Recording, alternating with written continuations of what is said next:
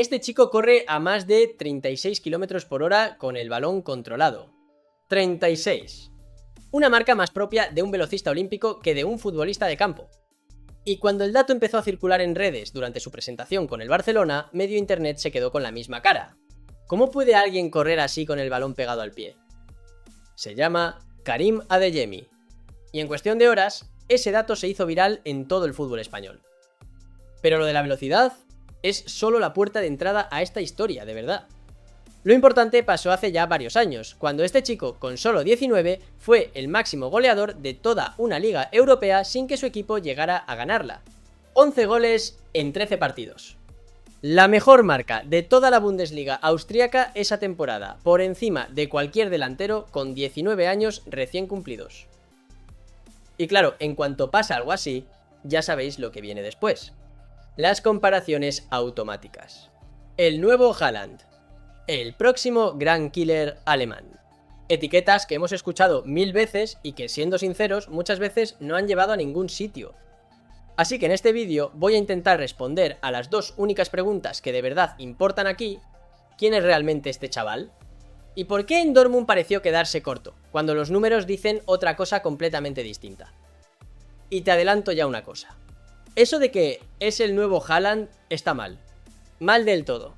Y cuando entiendas por qué, no solo vas a ver a este chico de otra manera, sino que vas a entender por qué Hansi Flick se ha empeñado tanto en tenerlo cerca. Vamos primero con lo que provocó todo este revuelo. Este verano, el Barcelona hizo oficial el fichaje de un extremo alemán de 24 años, que muchos aficionados apenas ubicaban, procedente de un Borussia Dortmund donde, según buena parte de la prensa, nunca terminó de explotar del todo. Y según varias fuentes del entorno del club, esto no fue un capricho ni una apuesta a ciegas. El plan de Flick lleva meses cocinándose, porque no es la primera vez que él y Adeyemi se cruzan en sus carreras. Dentro del club insisten en que no se le está regalando nada, que es una apuesta muy seria. Pero vamos a lo importante. ¿Quién es exactamente Karim Adeyemi? Nació el 18 de enero de 2002 en Múnich, hijo de padre nigeriano y madre rumana. Empezó a dar sus primeras patadas en un club de barrio, el Forstenried, y de ahí pasó por la cantera del Bayern Múnich y por el SpVgg Unterhaching antes de dar el salto que lo cambió todo. Firmó por el RB Salzburgo y al principio ni siquiera jugaba con el primer equipo. Lo cedieron al filial, el FC Liefering, para foguearse en la segunda categoría austriaca. Y aquí está la primera clave que tienes que quedarte para todo lo que viene después. ¿De qué juega este chico? Adeyemi es extremo, no es un delantero centro puro. Su arma no es el remate de área como un Haaland, es la velocidad en carrera abierta, el desborde, el 1 contra 1 a máxima intensidad. Puede jugar por la izquierda, por la derecha e incluso ocupar la posición de referencia central cuando el equipo lo necesita, pero su identidad futbolística es la de un jugador que destruye líneas defensivas corriendo, no rematando dentro del área pequeña. Quédate con esto, extremo de velocidad pura, porque en un rato vas a entender por qué la comparación de moda está tan equivocada. Hay algo más que Adeyemi comparte con casi todos los grandes talentos que ha producido la fábrica del Salzburgo, y no es solo la velocidad, es que se salta etapas. Desde que entró en el filial, siempre fue subiendo categorías antes de lo esperado, jugando contra rivales más mayores, más físicos, más hechos, y aún así destacando por encima de ellos. Con 19 años dio un salto todavía más grande, liderando la tabla de goleadores de toda la Bundesliga austríaca en sus primeros 13 partidos de la temporada. Y este patrón de quemar etapas no es casualidad ni algo aislado en esa cantera. Erling Haaland se saltó etapas exactamente en ese mismo club. Dominik Szoboszlai se saltó etapas. El Salzburgo lleva una década entera fabricando futbolistas que llegan arriba antes de lo que marca el calendario. Pero, y esto es importante, ese mismo patrón también tiene una cara oscura que muchos canales no cuentan. Porque saltarse etapas y firmar un traspaso enorme siendo muy joven es también lo que comparten muchos de los mayores fracasos que ha dado el fútbol alemán en la última década. Chavales que despuntaron demasiado pronto, que firmaron por una cantidad enorme de dinero y que después, entre lesiones y la presión de la etiqueta, nunca terminaron de asentarse. La pregunta no es si Adeyemi se saltó etapas, porque eso está clarísimo que sí. La pregunta de verdad es de qué lado de esa lista va a acabar. Y para responder eso, primero hay que darle contexto, y también hay que mirar bien sus números. Vamos a la temporada 2021 con el Salzburgo. Con apenas 19 años, Adeyemi firmó un arranque que hizo saltar todas las alarmas de los ojeadores de Europa. En sus primeros 13 partidos de esa campaña, marcó 11 goles, la mejor marca de toda la liga, por encima de cualquier otro jugador, incluidos delanteros mucho más experimentados y consagrados. Un dato que para mí es muy revelador: ese mismo verano fue campeón de Europa con la Sub-21 de Alemania y unos meses después debutó con la selección absoluta, todavía siendo jugador del Salzburgo. Tenía 19 años y ya era internacional con la absoluta de una de las potencias históricas del fútbol mundial. Y aquí viene un dato que casi nadie recuerda, porque queda enterrado bajo las noticias del fichaje. Quien le dio esa oportunidad, quien decidió convocarlo y darle minutos con la absoluta alemana siendo todavía un chaval de Salzburgo, fue exactamente el mismo entrenador que ahora lo acaba de fichar para el Barcelona, Hansi Flick. Guárdate ese dato, porque explica buena parte de esta historia. Con esos números sobre la mesa, no es de extrañar lo que pasó después.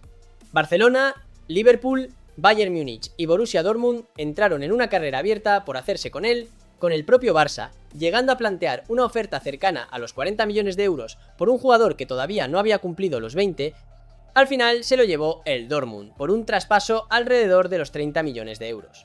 Y aquí es donde arranca la parte de la historia que casi nadie te cuenta bien.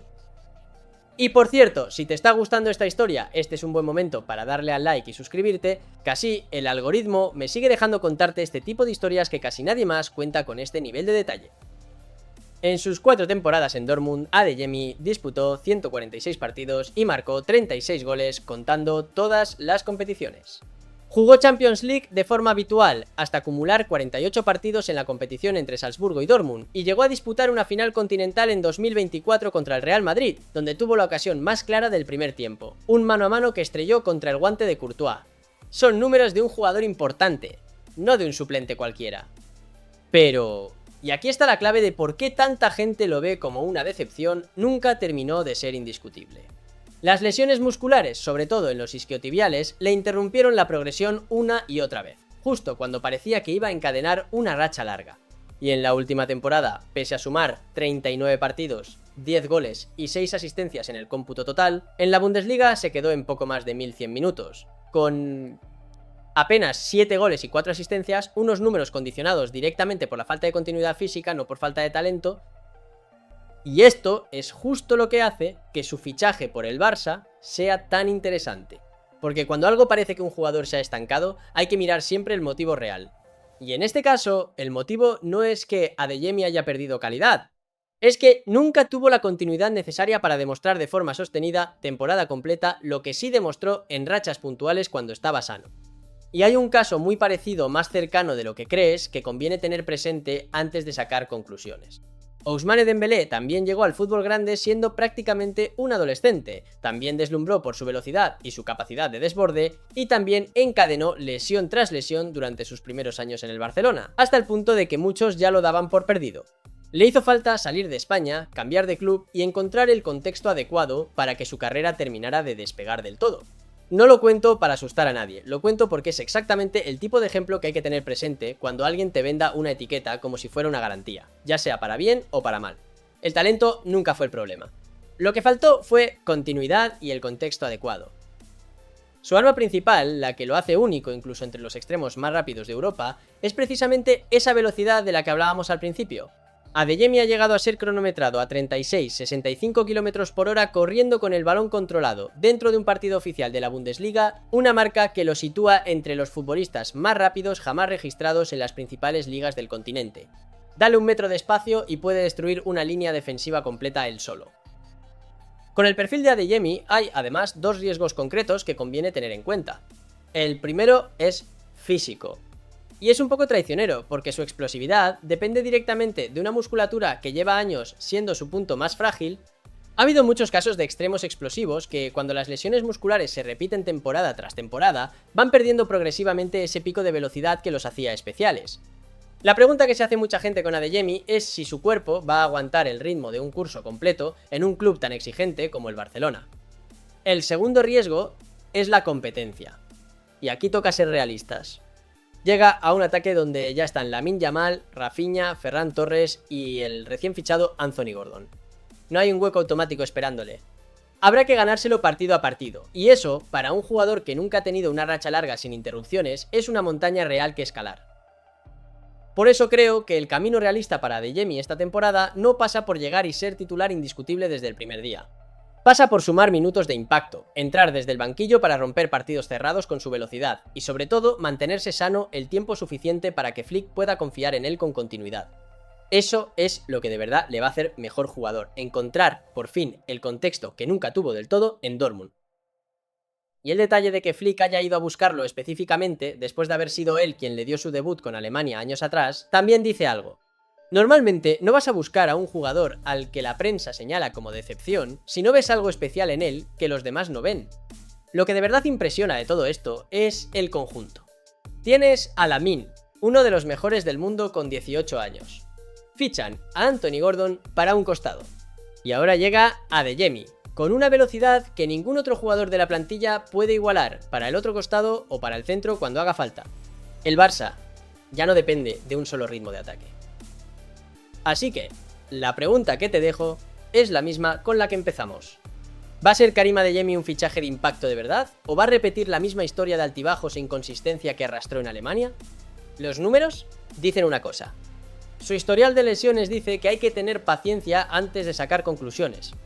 Déjame tu opinión en los comentarios, y si te ha gustado este análisis, ya sabes, dale like y suscríbete para no perderte el resto de historias que vienen del fútbol.